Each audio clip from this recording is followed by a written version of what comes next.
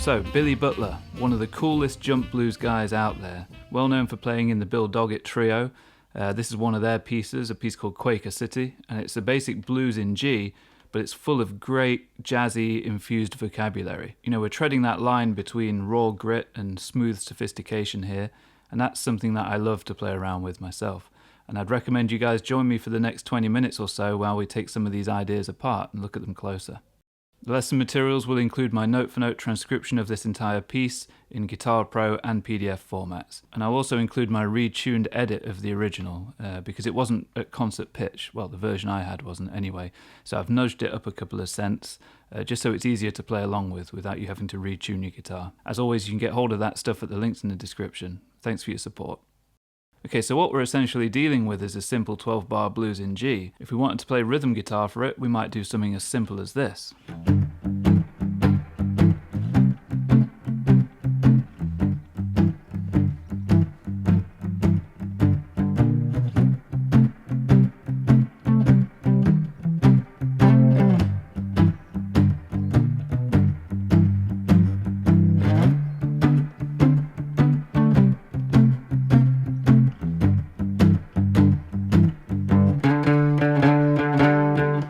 Something kind of groovy like that, a nice little shuffle pattern. As a side note, I would recommend checking out my Essential Blues Grooves lesson, and also my other Billy Butler lesson on Honky Tonk, which is based off a very similar kind of pattern. Okay, now let's learn the head of the tune. Head is just one of those fancy bits of jazz lingo that means the main melody. So it all revolves around this one repeating melodic idea, also known as a motif, if we want to continue with the fancy jargon. So this is really built around that idea of a major sounding blues, so we could even be visualizing a simple G major triad on the top 4 strings. We can also think about adding things like the flat 7 and the 6, which at that point essentially gives us the majority of a G Mixolydian scale. And then add that essential blues touch of going from the minor to the major third via a hammer-on, or in this case, a slide, actually, I think is what he's doing.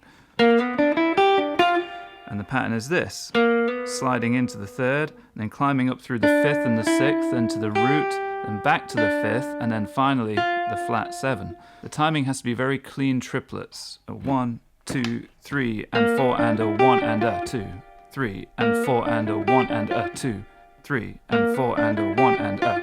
that kind of thing. Work up your speed gradually, don't do it too fast, otherwise you'll risk getting things sounding a little messy. Then we put in a chord stab, just this little fragment of a G7.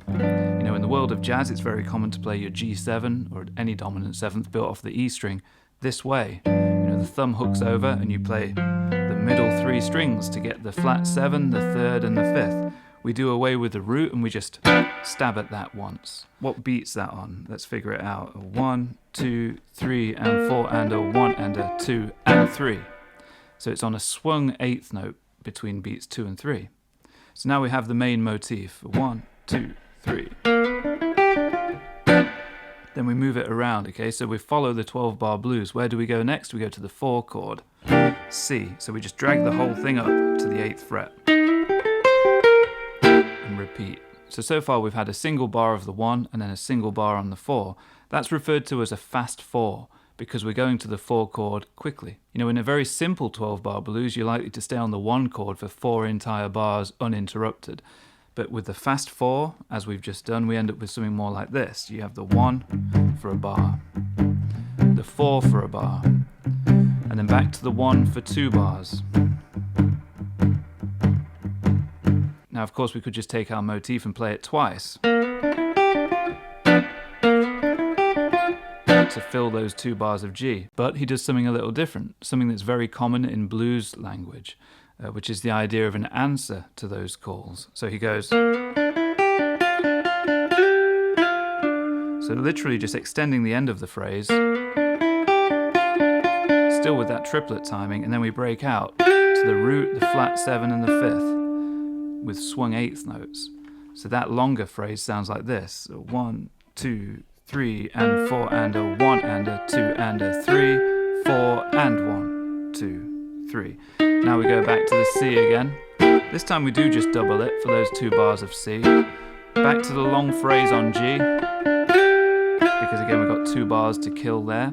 Then we go to the 5, so we literally drag the whole thing up to the 10th fret. And now we have the D7, and then we're down to the 4, C7, then back home to the 1 for a long phrase again, but with a different ending.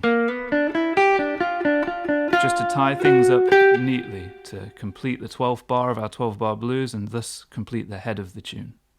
Before we dive back into the lesson, I just wanted to let you know about something really exciting coming up. On July 12th, I'm co-hosting a special guitar workshop with Adam Levy, renowned guitarist and educator. We're keeping this one intimate, just 30 tickets total. We'll dive deep into harmony, phrasing, and how to better navigate and embellish chord changes, both as a rhythm player and a lead player. The workshop will be highly interactive. There'll be a Q&A section and even a bit of tone talk. Oh, and each attendee will be given lesson materials to take back home with them. This all takes place at the rather classy Nottingham Contemporary Arts Gallery. It'll run from 6:30 to 10:30 p.m. and each ticket includes a free drink. Check the link in the video description to claim your seat, and I look forward to finally getting to meet some of you. Okay, now let's crack on with this fantastic solo. It has one of the most cool and laid-back vibes you're ever going to hear, and it starts with this killer opening phrase over the 5 chord. So the context is that we're still in bar number 12, we're on the 5 chord, which we can think of as a D7. And on a chord like that, you can play around with some pretty fancy extensions, not only the 1, the 3, the 5 and the flat 7, but things like the 9, the 13, all that cool stuff. But even cooler is when you get into alterations, where you sharpen or flatten some of those intervals. For example, flat 9 adds a bit more spice, that when we resolve it to the G7 chord that's coming up, just sounds that little bit sweeter. Or sharp 9. Or sharp 5. Got a lot of things to play around with. He goes for the flat 9 sound, and he does it very simply by using a C minor triad.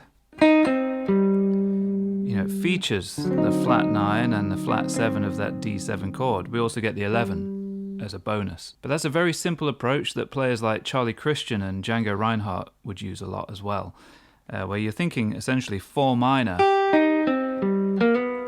to get you back to the 1, even if the chord is a 5, going back to a 1. So you can superimpose these sounds. Let's try it in context so we can really hear how sweet that sounds. I've just put a 5-1 in my looper, a D7 to a G7. Here we go.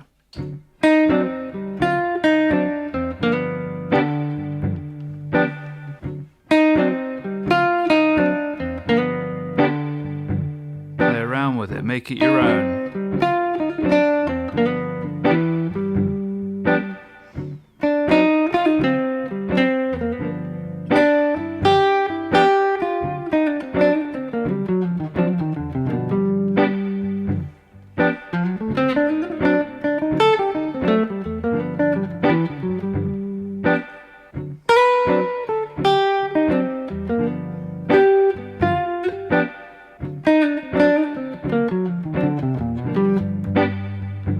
That's how you make things become part of your vocabulary. It's very important that you do that when you learn solos. That's kind of the whole purpose of doing it, aside from learning a thing that sounds cool to play. But you learn how to speak the language when you extract little phrases like that, like a single sentence of music, and repeat it over and over again until you really understand how it sits on the chords, how it reflects the harmony, and then you move it to other keys, and then you reshape it and do your own thing with those raw ingredients. It's a really fun and rewarding process, and it's something I feel like a lot of players are missing out on.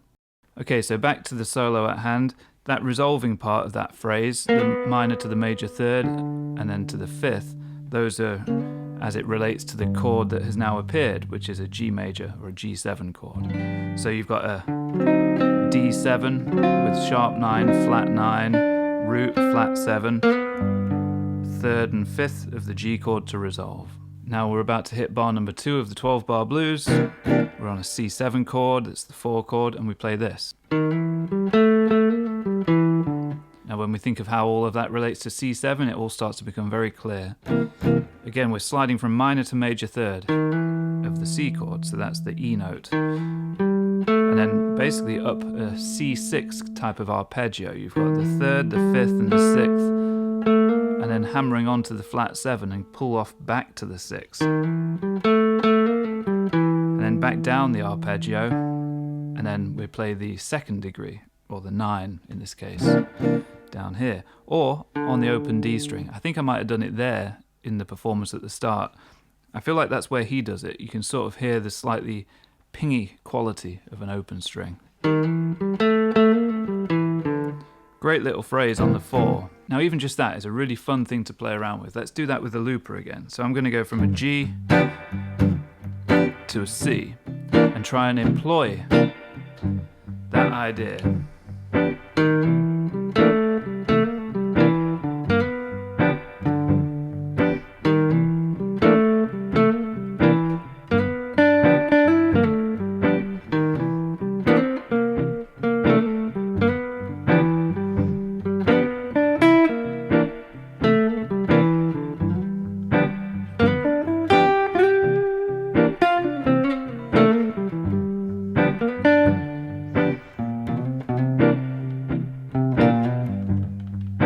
Endless hours of fun just expanding on simple ideas like that.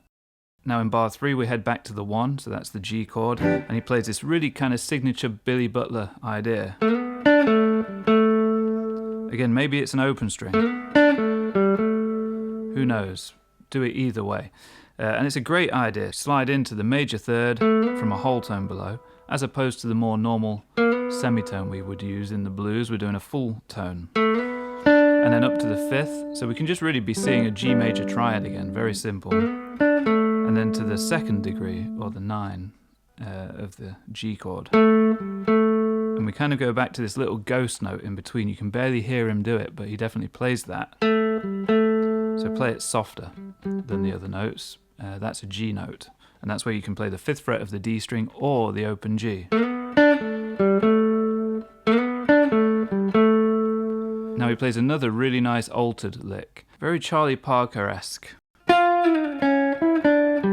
Thinking of G7, we're adding that flat 5 sort of tonality that's going to resolve very nicely to the 4 chord again. And we don't go full Charlie Parker on it. We simplify and take just the core elements. Very simple. Flat 7, slide it all the way down to the flat 5. Then you got your 13 or your 6, then your 5th, and then the root. And now the C7 comes along and we play,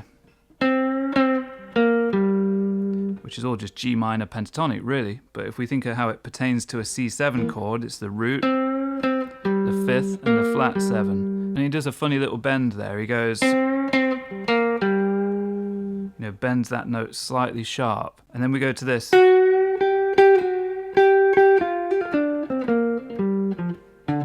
Which I've toyed around with playing a bunch of different ways. At first I thought he was doing it across strings like this.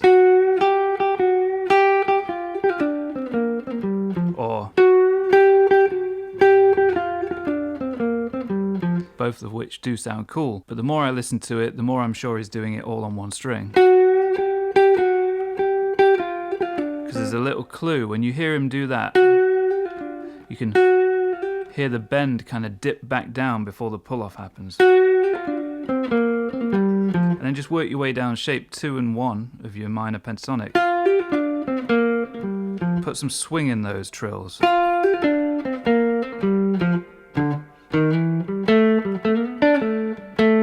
Back to some familiar territory, but interestingly he's doing that stuff over the 5 chord this time. So over a D7 he's hitting notes that seem more aligned with C7, and then to the G major thing, that nice little Billy Butler motif, and then pretty typical stuff to resolve us back to the 1, sliding into the major 3rd again. Kind of stuttered climb from the 5 to the 6 to the root, flat 7, 5th. And that's the end of the first half of the solo. Now we get into the second half, which is all based around these double stop ideas. And all of these double stops are taken from a Mixolydian scale type of approach. And I do have a lesson specifically about that, so do check that out. I'll link to it in the description. And then come back and watch the rest of this, of course. So starting over the G chord, we're thinking of a Mixolydian scale, which is just a C major scale really in this case. But G Mixolydian is a thing in its own right, so we should understand it. Like I say, I have a video on this that goes into depth on this stuff, but let's just cut through the fat and look at the bare essentials here. So a G Mixolydian is a scale that gives you the sound of a G7 chord. It's the parent scale of that chord. So it gives you a root, a 2nd or a 9, a 3, a 4 or 11, 5, 6 or 13, and then crucially, flat 7. You know, it's the sound of a G7 chord deconstructed. So we take this element of that stuff, we have flat 7 on top with a 5th underneath, and then we're going to work our way down to this, which again is very clearly just from a G major triad, the 3rd and the 5th.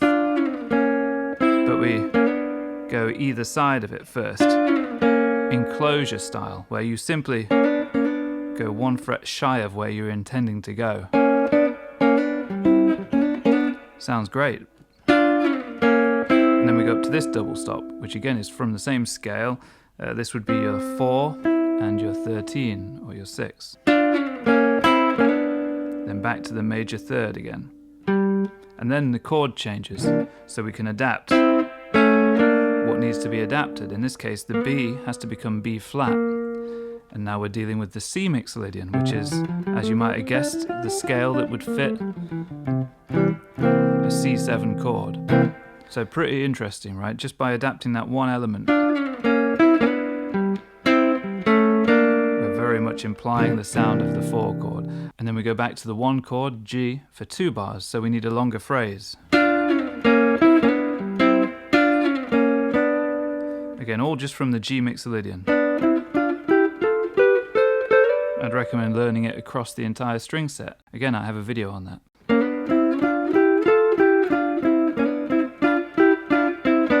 I mean, that sounds like another Billy Butler thing, doesn't it? Bill Doggett trio piece.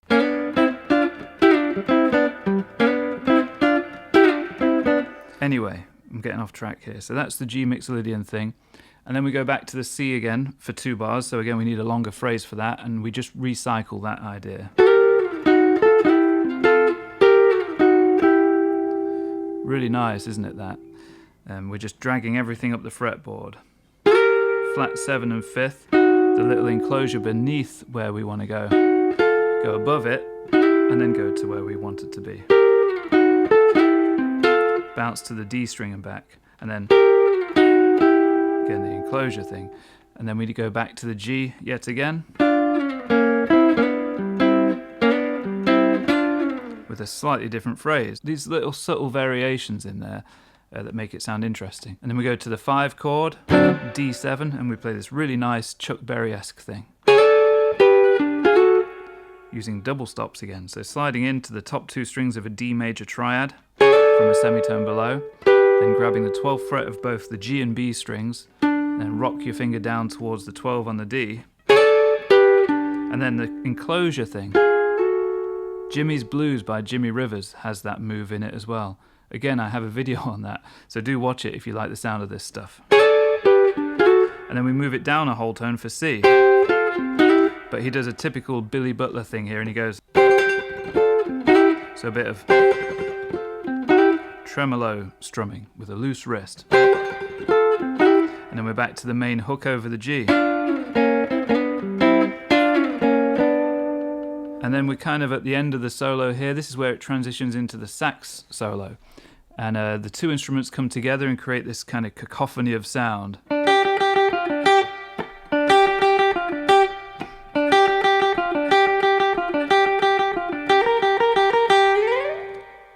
then that's us done. So all triplets there are 1, 2, 3, 4, and 1 and a 2 and a 3 and 4 and 1 and a 2 and a 3 and 4 and 1 and a 2 and a 3 and a 4 and a 1 and a 2 and a 3 and a 4 and a 1.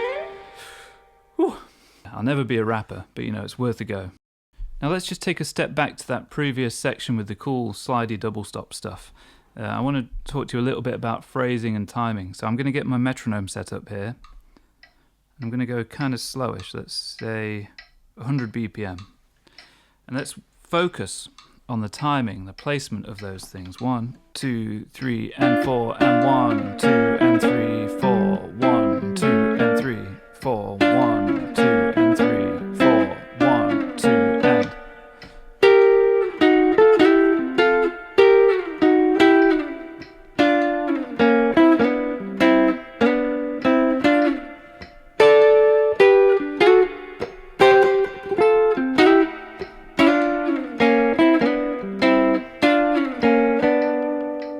Yeah, notice how much swing there is in the phrasing there, and really try and get that in your playing as well. So a couple of quick words on technique, specifically the picking hand. Try and use a lot of downstrokes to really make the notes pop, and try and make sure that you pick with some muscle. Don't let it sound too weak. Try and use some downward slanted picking, where the pick strikes the strings at kind of a 45-degree downward slope. It gives the sound more muscle and body.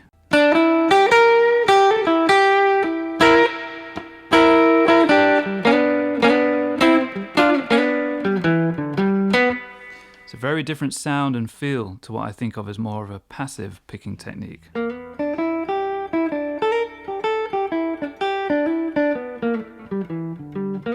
that's nice, but it's a little too tidy and polite. You want to kind of try and bark this stuff a little bit. More dog than cat on this occasion. And of course a hefty pick helps with that, something with no bend in it. This is a blue chip pick STP60, but anything will do as long as it's over 1.5 mil. I quite like these as well, these cheap Dunlop flow picks. This is a 1.5. The 2 mil version of this is one of my favourite picks actually. I just don't know where it is. So as far as gear goes, this is my 1958 Gibson ES175, and I was on the neck pickup the whole time with the volume and tone all the way up. I was plugged into a Catalin bred Topanga reverb pedal, a really good emulation of the old 63 spring reverb tank. That's providing all of the reverb that you're hearing on my tone today. Unfortunately, my actual 63 spring reverb tank, which I don't know if you can see, but it's down there, seems to be broken. I was intending to use it, but I turned it on. I was getting a bit of reverb coming through. Sounded kind of normal, but maybe a little faint. I went to turn the mix control up to make the reverb stronger, and suddenly the reverb vanished. I'm still getting the signal of audio passing through to the amp, and I've tried changing every tube, so it's not those. I've taken off the RCA connectors and cleaned them with contact cleaner, and I've cleaned the pots. So I'm not really sure what else it could be, but I'm certain it must be on the output side of the reverb tank because the signal is passing through still. If anyone's got any ideas, do let me know. But yeah, as an interim measure, I'm using the Topanga pedal, which is a really good pedal actually. I'm really impressed with it. And I've got everything pretty much set at noon. And it does sound very close to that 63 spring reverb tank over there. The strings on this guitar are 13 gauge Tomastic flat wounds. And the amp I was using is my 64 Fender Bassman amp that again is behind me. I think you can just about see that. I had everything at noon on that as well, just to let it break up a little bit. And I was recording that through the aux box so as not to deafen myself and annoy the hell out of the neighbours. To be fair, I think I could have gotten closer to his original tone by using something like the Lazy J20, a replica of the 5E3 Tweed amp, but the Bassman does sound pretty close. Okay guys, and there we go. A very cool solo, played with a lot of swagger and a lot of swing. Do check out Billy Butler and Bill Jennings, the other guitar player with Bill Doggett. Both of those guys are favourites of mine. and I think you can learn so much from just transcribing one or two of their licks, never mind an entire solo. And of course these guys really inspired great players like Junior Watson, who is like a modern day master of this style. Let me know down in the comments who your favourite jump blues player is. And please do make sure to like and subscribe. I'm seeing some fairly startling things in the analytics for my videos. It's making me a little bit paranoid. Just let me know if you guys enjoy what I'm doing here, or if I should call it a day. Okay, cheers guys, and I'll see you again next time for something completely different. Take care.